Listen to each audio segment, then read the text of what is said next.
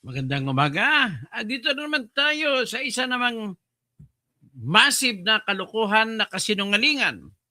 At ang gumawa pa ng kasinungalingan si dating Mayor Atienza, si Terry Redon, na UP graduate na abogado, si La Sierda Ateneo na abogado, sekretary ni Noynoy, si Barry Gutierrez, spokesman dati ni Leni Robredo, professor sa UP, Remulla, UP galing, ombudsman, fake news pa kayo lahat.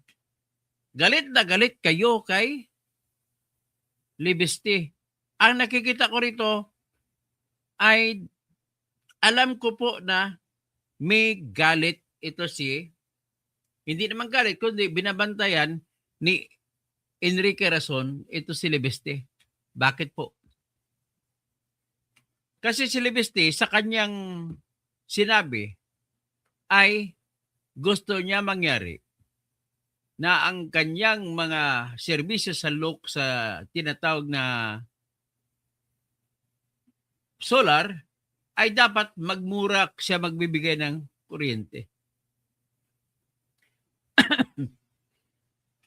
Ang kanyang kuryente ay dapat, ang kanyang gusto ay mababa lang ang kanyang isisingilin sa kanyang kuryente.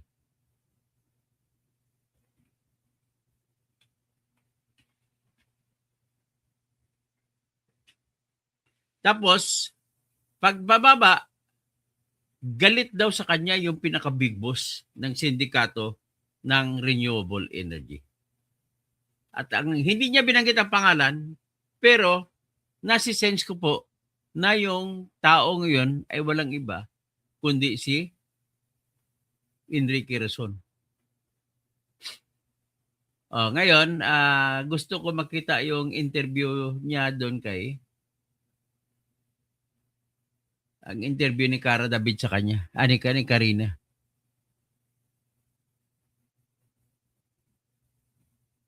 Nahanap kong yung mga old interview, pero mukhang hindi ko makikita. I'll just proceed.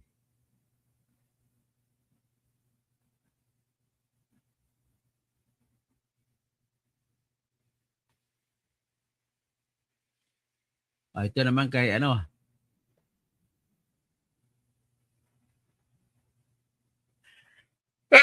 sorry.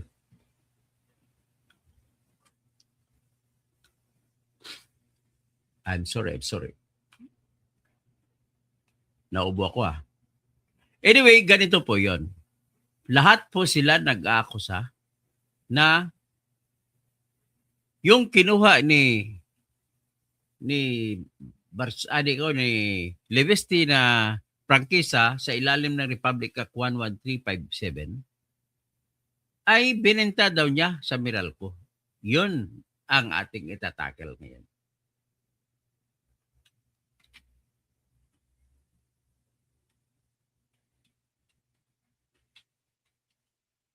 Ang katotohanan po ay hindi nagbenta si Libeste. Ang katotohanan po ay ang binenta niya ay ang isang kumpanya na ang pangalan ng kumpanya ay Spinek. So, parehas silang mga ugok. Makikita mo mga kabubuhan, si Remulla nag-unang gumawa nitong kabubuhan pakinggan mo yung unang akusasyon mo. Pakinggan mo natin ang akusasyon ni Remulla. Na inulit lang namang nila ng mga kakahiya, mga UP graduates pa naman ng mga abogado. Kakahiya kayo. Ay, wala kayo yung facts ninyo, fake news. Pakinggan natin yan si Remulla. Says the investigation. Ombudsman Boying Remulla says the investigation into the solar firms linked to Batangas Representative Leandro Leviste goes beyond franchise issues and affects the country's national energy outlook. Remulla said the probe will examine whether the structure of the transactions was used to circumvent the law, stressing that what cannot be done directly cannot be done indirectly. He warned that when government energy planning is anchored on a company that later becomes questionable, the impact on the country can be serious. The ombudsman said the issue involves not just legality, but the stability of the nation's energy mix. He Kwento added ka naman. that Leviste will be contacted officially if there is sufficient basis to question him. Yan. Kita mong kagaguhan? Hindi nagre-research. Ombudsman Boying Remulla says the investigation Tanggalin into the natin. solar Hindi firms nagre-research linked to itong, Batangas kuwan na to? Rimulya na Ombudsman hindi ka nagre-research. Ito pang tatlong abogado. Ipakita ko. Hindi rin nagre-research ito. Pakinggan natin ang kwentuhan nila Terry Redon. Ang tawag ko kay Terry Redon, si Mr. Bean ng Pilipinas. Tingnan mo si Mr. Bean, si Lacerda, at saka si Gutierrez. Puro mga kasinungalingan pinagsasabi. They started on an assumption na kumuha ng prangkisa si Lacerda, si Leviste, tapos na-revoke kasi hindi ginamit, which is totoo naman na hindi ginamit. Pagkatapos ay binenta pa daw. Oh, hello, may son, may apo. So binenta pa raw niya, which is mali lahat. Ang tama lang doon ay yung na-revoke dahil sa hindi nagamit. Ay nako. Tapos yung iba naman, may kasalanan doon si dito na wala siyang kasalanan kahit anong paikot-ikuti natin. Anong klase yung mga bobo na mga taga-UP to? Pakinggan natin. Mga bobo kayo kung kailan kayo nagtanda. Kakahiya kayo, graduate pa naman kayo ng UP, Mr. Bin. Una, it never operated for more than 4 years. Totoo ka, hindi nag-operate. Teka muna. Bago ko umpisa niya, ipakita ko muna sa inyo ang batas. Mamaya ka na. Balik ka nila. Ipakita ko muna yung batas na nagawa ng Kongreso noong July 31, 2019 na nagbigay ng prangkesa sa kumpanya na ang pangalan ay Solar para sa Bayan. Ito po yan. Ngayon. Have you seen that? Ayan. An act granting Solar para sa Bayan Corporation a franchise. Ibig sabihin po, Solar para sa Bayan ang korporasyon binigyan. Hindi po siya ispinek, ha? Tandaan mo yan. Mr. Bin, Redon, bubo talaga. Ngayon, binigyan ng prangkisa sa ang lugar. Ito po mga lugar na binigay. Ito sa mga probinsya ng Aklan, Aurora, Bohol, Cagayan, Camiguin, Capiz, Compostela Valley, Davao Oriental, Guimaras, Isabela, Masbate, Misamis Occidental, Occidental Mindoro, Oriental Mindoro, Palawan, and Tawi-Tawi. Yan. At saka, bayan ng Agoncillo, Alitagtag, Balayan, Balete, Bawan, Calaca, Calatagan, Cuenca, Ibaan, Laurel, Limery, Lian, Lipa, Calubo, Babini, Malbar, Mataas, Takahoy, Nasugbo, Padre Garcia, Rosario, San Jose, San Juan, San Luis, San Nicolas, Santa Teresita, Taal, Talisay, Tanawan, Taysan, Tingloy, and Tuy in the province of Batangas. Tapos, in the municipality of Agdanganan. Saan na ba yun? Agdanganan, Alabat, Atimunan, Buenavista, Bordios, Calawag, Katanawan, General Luna, General Nakar, Ginayangan, Gumaka, Infanta, Jumalig, Lopez, Macalelon, Mulanay, Padre Burgos, Panukulan, Patnunganan, Patnanungan, Perez, Pitugo, Plaridel, Pulillo, Quezon, Real, San Andres, San Francisco, San Narciso, Tagkawayan, and Unisan in the province of Quezon. Yan. Titingnan natin sa section 11. Yung prangkisang binigay, pag tiningnan mo dito sa section 11, ito po. This franchise shall be for a term of 25 years from the date of effectivity of this act, unless sooner cancelled or revoked. This franchise shall be deemed ipso facto revoked in the event that the grantee fails to operate continuously for 2 years. Ibig sabihin, ang binigay kay Leviste na buhay ng prangkisa ay 25 years. Pero ito ay mariribok kung hindi niya napatakbo ng 2 taon na sunod-sunod. Okay. Dito naman po, hindi napatakbo ng sunod-sunod na taon. Sapagkat wala pong binigay na rules and regulation ang Department of Education na kanila naman itong mga obligasyon. Hindi po binigyan ng mga permits, business permits sa kadabayan ang kumpanya ni na solar para sa bayan. Hindi rin binigyan ng tinatawag na Certificate of Public Convenience. Kaya, hindi natuloy. Hinayaan na lang niya, hindi natuloy. So ngayon, nung binigay ng 2019 at hindi binigay plus 2 years, July 30, 2021 ay sarado na. Hindi na pwede, wala ng prangkisa. Ganun ang ibig sabihin.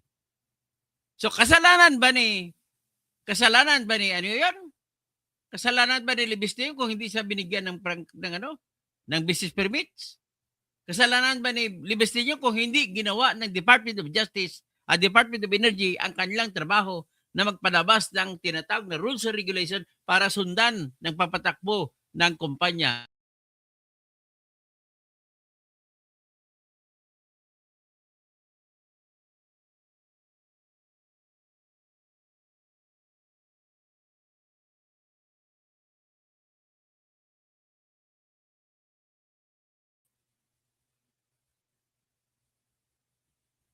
Pasensya ka na problema, inatake na naman ako, naputol. So anyway, yun lang ang tanong ko nung huli. Kasalanan ba ni Libeste na ang kanyang kumpanya ay na solar para sa bayan ay hindi naka-take off, hindi nagtuloy ang trabaho dahil hindi siya pinalabasan ng tinatawag na rules and regulation na obligasyon ng Department of Justice sa ilalim ng batas na sinasabi na Republic Act 11357. At ang rules and regulation, hindi ka magpagsibol at patakbo kung wala pa yan. At ang nakalagay dito, ilagay natin, ang obligasyon ng Department of Energy ay nakalagay po sa section, dito papakita natin. Maliban dyan sa walang permit na ibinigay. Ang mga mayor nanghingi ng permit, hindi siya bibigyan. So ito, titingnan natin ang operational. Okay. Operationalization para operationalization. Yan. The DOA, Department of Energy, in consultation with the Energy Regulatory Commission and other stakeholders, shall promulgate the necessary rules and regulations to operationalize the franchise. Kung wala kayong rules and regulation, hindi tatakbo ang prangkisa. Kanino kasalanan? Kay Batang Libeste? Hindi po. So, yan. Ngayon, nakita naman ninyo, sabi ninyo, may kasabi ni Boying Rimulya, binenta daw ni Libeste ang kanyang prangkisa. Oy, mali ka, buang ka, bubo ka. Ang binenta po ay yung hiwalay na korporasyon, hiwalay yun. Itinayo na po yun ni Libeste noong 2015 ang pangalan ng SPNEC. At ang sakop doon ay yung 160 hectares na solar panels doon sa Calatagan, Batangas. At ang 160 hectares na ay lupa ng kanyang tatay. At ginamit niya ang kanyang kapital, binagbili ng solar panels at linatag doon sa 150 hectares na yun. Para naman makita ninyo, ang gagawin natin ay bubuksan natin ang tinatawag na Calatagan solar.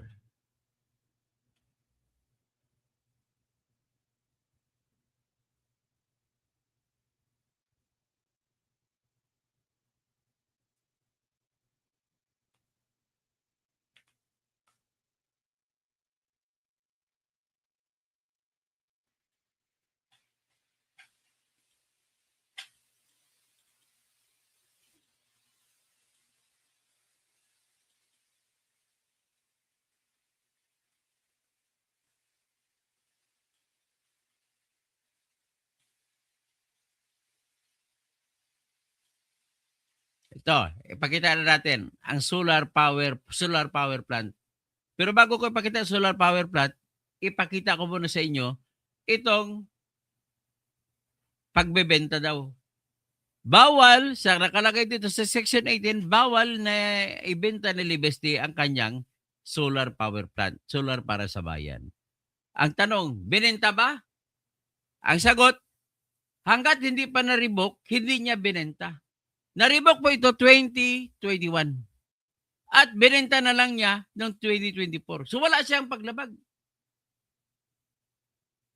Kabuang ito mga kakahiya kayo, pinahiya niyo pang mga sarili ninyo. Ang ayaw ko matanggap, yung UP na pinakamagaling na eskwelahan, pinahiya ninyo. Oh. Ito po yung, ipakita ko ngayon ang solar power plant na binenta. Ito po yung binenta ni Libeste ng 34 billion. Ang plantang ito ay naitayo na noong 2016 pa. So, walang nilabag si Libeste dahil ang binenta niya sa Meralco ay yung kumpanya na matagal ng kumpanya, hindi pa siya kumuha ng prangkisa, ay andito rin kumpanya. Ayan, tingnan ninyo. Yan. 160 hectares yan.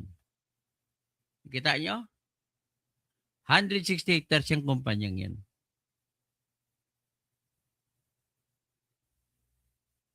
May assassination attempt ba? Sige, mamaya. Balikan natin yan. Habang nag-istorya tayo nito, may assassination attempt.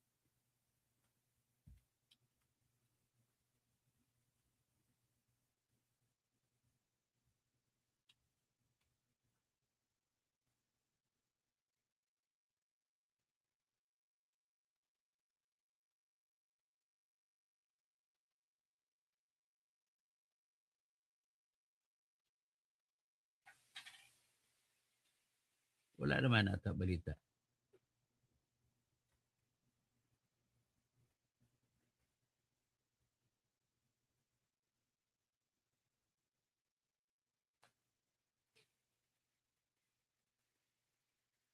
Hindi, wala pa naman ako nakitang assassination attempt. So anyway, what is important is, itong Spinek ay hindi to kasapi sa solar para sa bayan.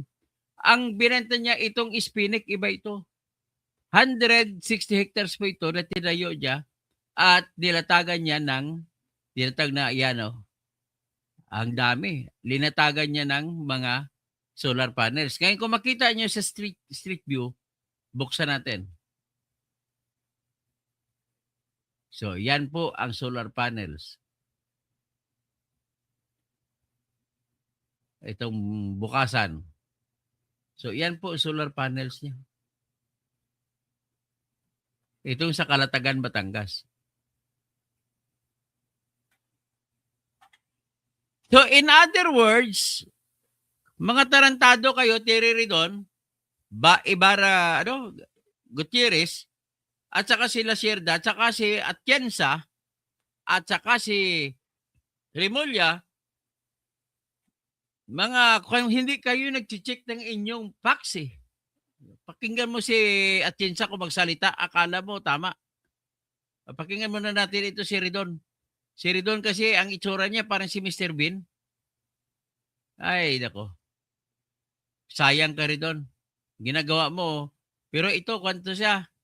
Certified in PA ito. Si Ridon. Kunwari lang ito para makakuha ng pera.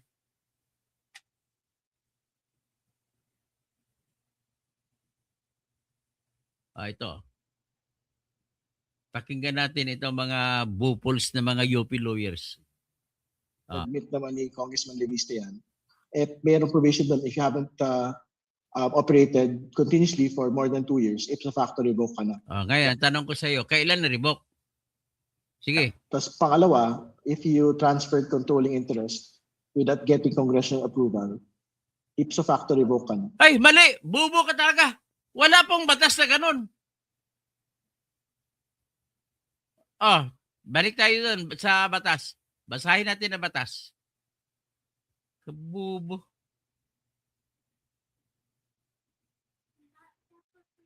Yes. Yeah, I'm sorry. Bobo is a bad word. Oh, sorry. Nalikturan tuloy ako ng apo ko. Bobo is a bad word. So, sa section 18, ito yung transfer. Basahin natin para matutunan natin si Ridon.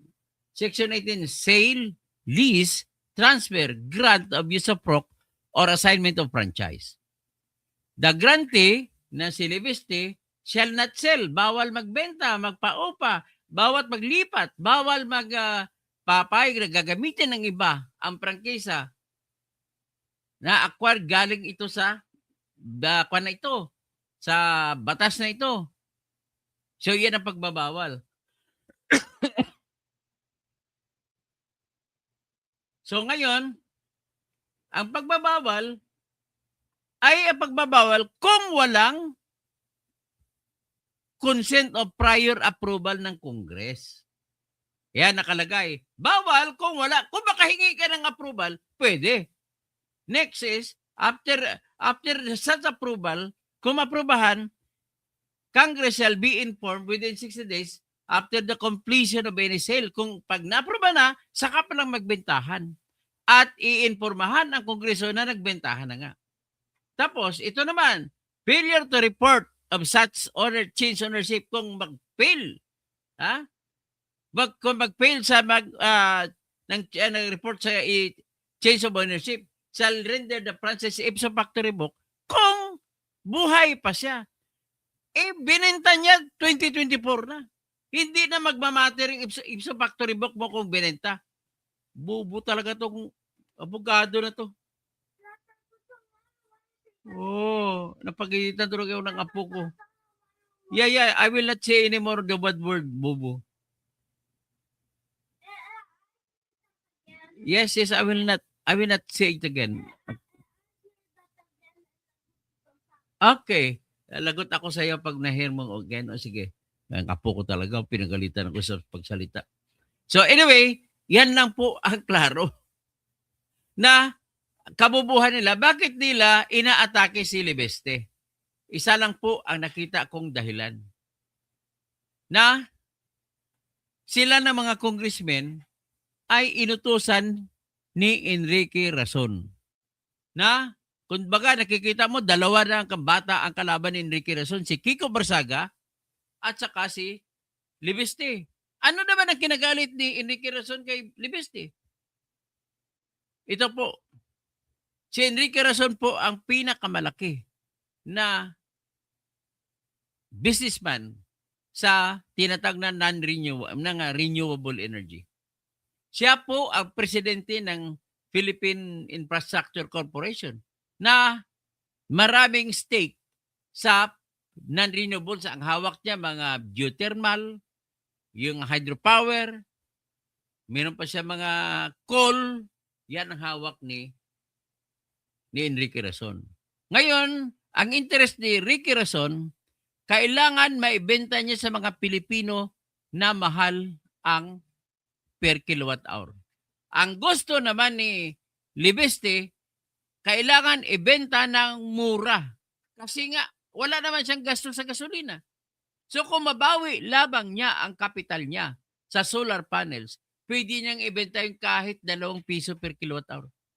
Sa ngayon po, nagbabayad kayo sa Metro Manila. Diyan mga kaibigan ko sa Metro Manila, nagbabayad po sila ng tinatag na 13 pesos per kilo. So ngayon, 13 pesos per kilowatt hour pala. Kung makakonsumo ka, standard yan sa mga taga Manila ng 1,000 kilowatt hour kada buwan. Times 13 pesos, 13,000. May ads pa. May dagdag pa na mga generation charge. No. Aabot hanggang 20,000 kada buwan. Ladies and gentlemen, ito po ang dapat ninyong malaman. Nagmamahal po ang kuryente natin pati yung mga kuryente binigay sa mga electric cooperatives. Kasi nanggaling lahat yan sa mga planta kagaya kay Libeste, kagaya kay sa Philippine Infrastructure Corporation. Nanggaling dyan kay sila ang nagkokontrol kung magkano ipresyo na ibato sa mga electric cooperative o ibato sa Biralco. Technically, sa ilalim ng batas, ang Energy Regulatory Commission ang nagdidesisyon kung magkano ang presyo. Siyempre, papatungan niya ng Meralco pagdating sa mga customer nila. Yan ang pinaka-problema natin. Ang gusto naman ni Libeste, sa kanyang power na 63.3 kilowatt, umaabot pa sa peak na 88 megawatt, ay ang gusto niya pababain. Gusto niya nga 5 piso lang eh. Kaya hindi pwede hindi niya na pwede papayagan.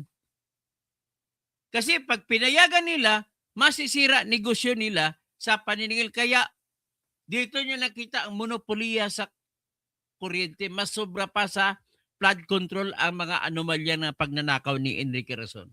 Kaya sa totoo lang, ang Duterte na makakaya nito, dapat trindahan na yon liig ni Enrique Razon. Ginuubos na lang ang mga pera ng Pilipino. Siyempre, bilyonaryo na kasi yan, ito mga congressmen, ang target talaga nila, extort. Gusto nila peperahan si Libeste. Extorthin nila. Lalo na si Mr. Bean na Congressman T.D. Redon. Grabe. Kaya, sa totoo lang, I am urging you to support Libeste. Bata, sila dalawa ni Kiko, kaaway ni Enrique Razon ngayon. Sabi ni Libeste, very, very, very powerful si Enrique Razon sa industriya ng kuryente. Kaya, dapat nga, palaguin natin ang solar power para na lang mabawasan pa ang kuryente.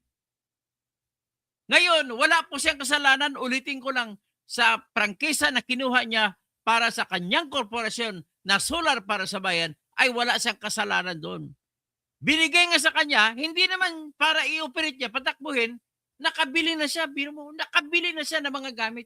Hindi ba ituloy-tuloy kasi walang business permit. Sa kada bayan kasi kukuha ka ng business permit. Kaya yan po ang dahilan kung bakit nagpatulong siya kay Duterte. Nakapasok siya dahil kay Duterte. Kung wala si Duterte, kinontra nila yan, hindi makapasok. Ngayon, isang malaking pruweba. Kung mali si Libeste, bibilhin ba kaya ng Meralco ng 34 billion ang kanyang kumpanya? Ito pang ginawa ng batang yan, para siyang si Bill Gates eh. Para siyang si Steve Jobs. Kasi gumraduate siya sa Amerika. Ay di pa siya nag-aral sa Amerika. Na pangalan ng eskwela na one of the best universities in the world. Yale University. Kapareha lang yan ng Harvard University. Stanford University. Ang ginawa niya, hindi na siya nagpatuloy nung bumagsak ang presyo ng solar panels, sinimulan niya na ngayon ang pagpakabit ng solar panels sa kanyang lupa sa Kalatagan. Lupa ng tatay niya yon na pinagmana sa kanya. At binigyan siya ng tatay niya bago maging makulong sa bilibid ang tatay niya, pinagmana kasi mga nakakulong, tinanggalan ng kalayaan ng ng karapatan magbigay ng mana. So bago siya mag-sentenciar final, pinagmana sa mga anak niya ang kanyang mga property. Kaya 300 million ang binigay na mana kay Leandro Libeste. Pati 160 hectares pinamana sa kanya. So ngayon, nung ado na siya, nakaumpisa na siya noong 2015. Takbo, dandahan. Hanggang sa nakasingil, kumikita. O, kwentahin natin kung magkano kita. Actualmente, kwentahin natin. Ang kanyang delivery, sabi natin 63 million kilowatts. I-multiply natin sa Ano yan kada oras. I-multiply natin sa, sabihin na 8 pesos kasi ang kuha 8.89 8.89 pesos. So ang kinikita niya bawat oras ay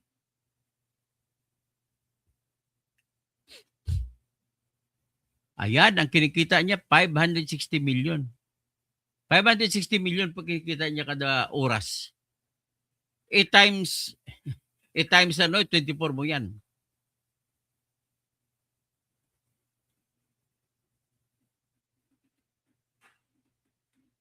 Times 24 hours. Sa isang araw, ang kinikita niya, abot ng 13 billion. Sa isang araw, i-multiply mo sa 30.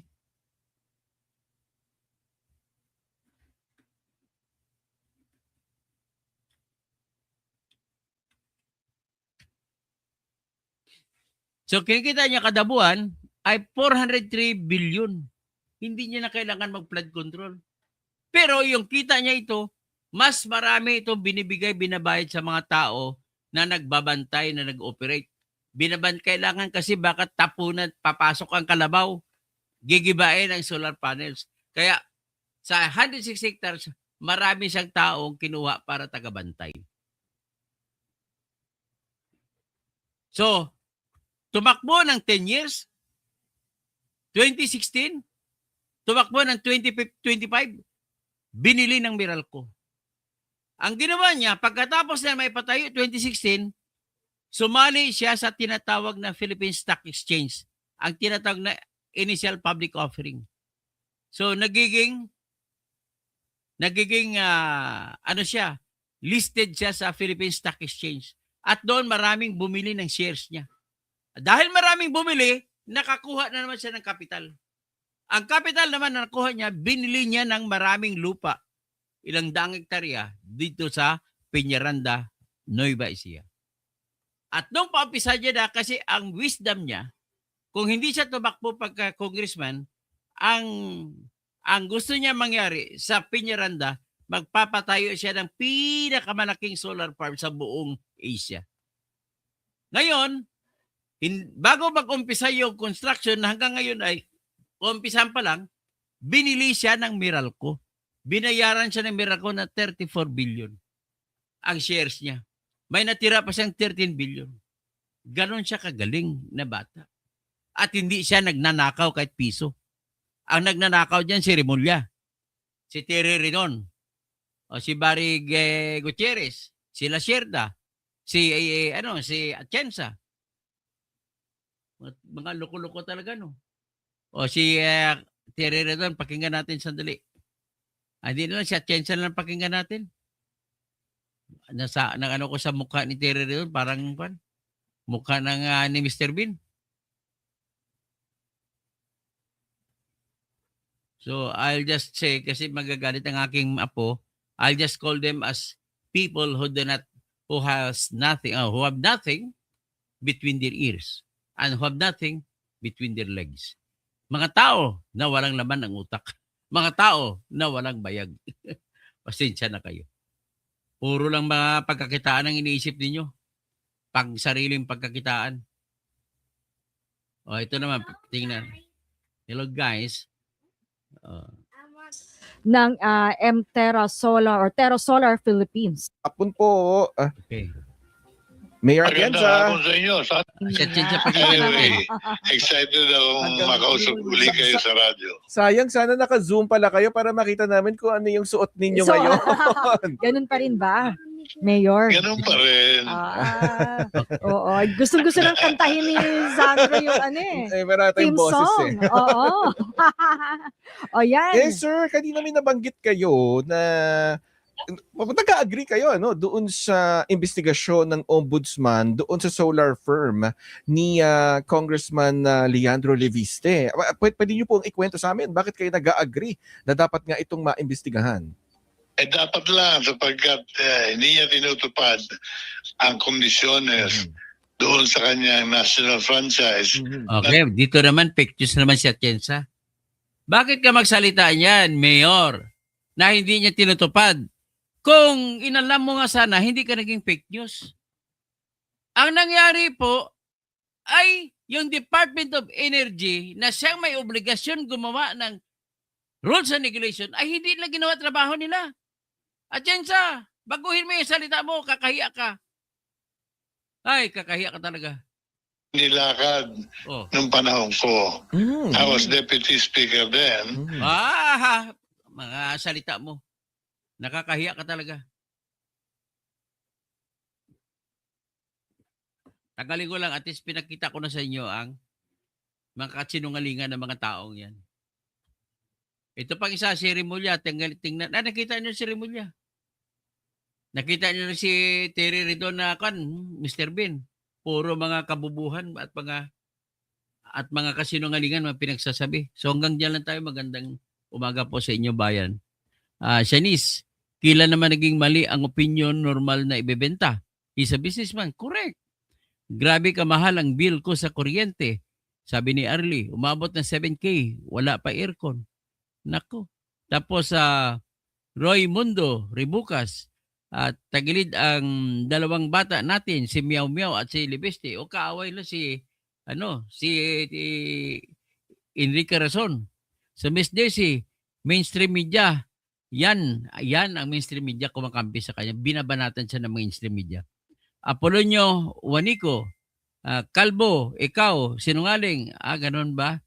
Ganito na lang, kasi total hindi ka fair kung magsalita. Akala ko pang-opinion ka. Ano ka pala? Puro mga aluminum, kaya ibaban na po kita. Ban.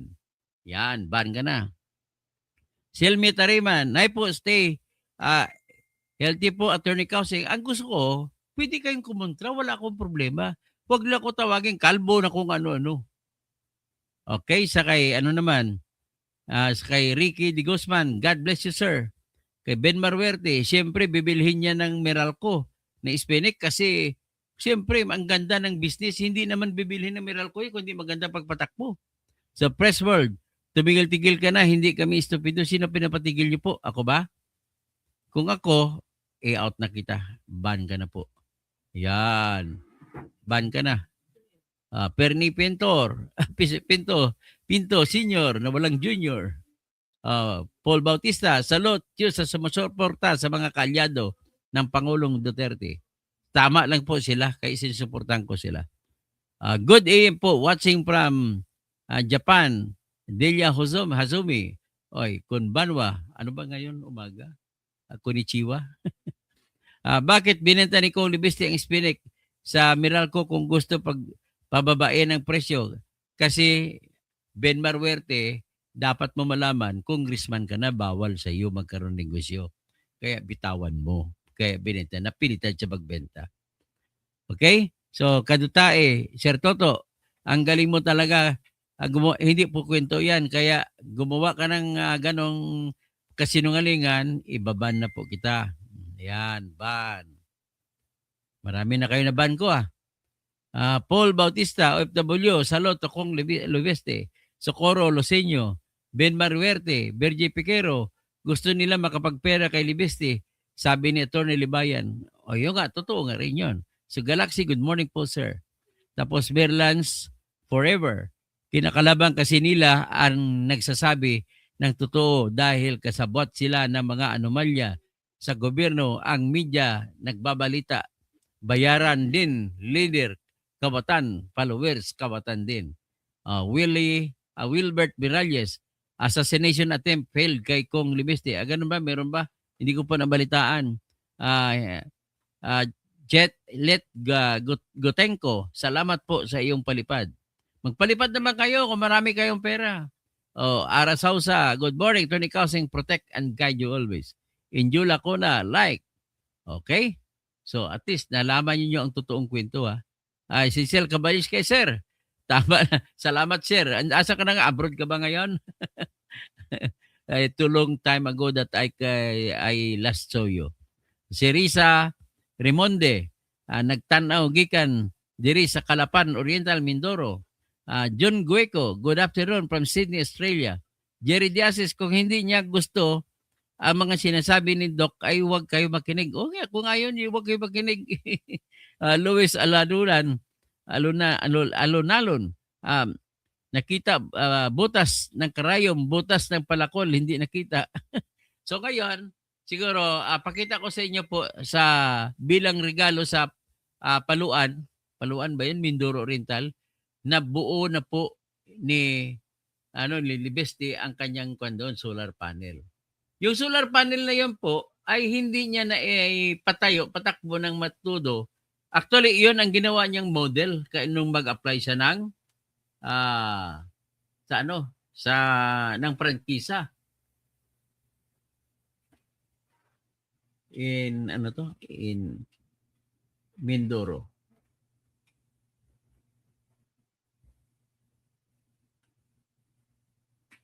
Sabay sa Mindoro.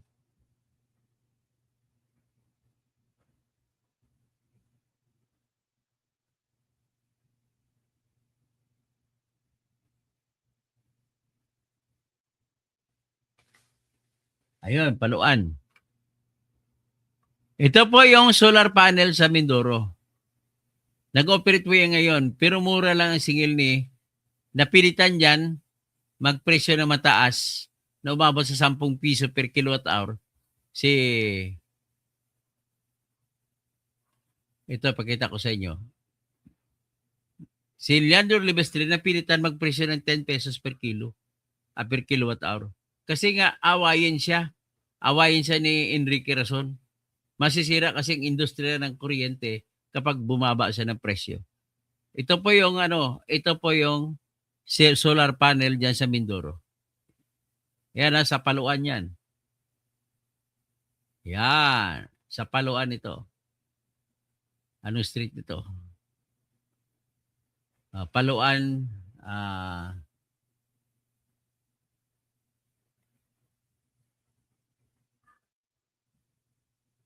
basta yan, hindi ko mabasa. Yan. Hanggang dyan lang tayo at tapos na sa ating palabas. Kita nyo kung gaano kagaling itong batang ito. Batang-bata pa. Ang galing na. So, I need him to become old. I want him to be President of the Philippines someday. Siguro mga 33 siya ngayon, 32. So, he needs to be, dapat 40 years old eh. So mga 8 years, pwede na siyang tumakbong presidente, pero kailangan niyang matuto sa lahat ng mga stress yung inaaway siya para kung masanay siya, marunong na siya bumanat kung presidente na siya. Ang masama, di niya lang masabi mabuti. Okay, hanggang yan lang mo po tayo. Ben Maruerte, yan po. Ang purpose niya, kung binenta niya kasi marami po siya mga tao na sinisilduhan. Yun magbabantay ka lang, papasukan ka lang ng kalabaw ron, patay ka na. Giba ng kuryente mo. Kaya kita mo may baharang, plus may mga tao pa taga paalis ng mga kalabaw. Paluan sa Occidental Mindoro. Salamat po sa Sir Sel, si Colonel Kabingan. Salamat po. Malapit sa Mamburao. Magkita tayo one of these days. Nakita tayo sa burol ni Percy. Nakita na ba tayo sa burol ni Percy? Hindi ko napansin. Oo nga pala. Iba talaga ang OGT kay Duterte. Pacholo, Potso. Nakakalaban mo yun. Hindi mo ba balak mong presidente? Okay lang, balak ko magtatakbo presidente ngayong ngayong 2028, pero hindi pa siya pwedeng tumakbo. Sa next pa siya sa +6. That is 2036 pa siya pwedeng tumakbo. So hanggang dyan lang po. Magandang umaga po. Dennis Causing, magandang umaga po sa inyo.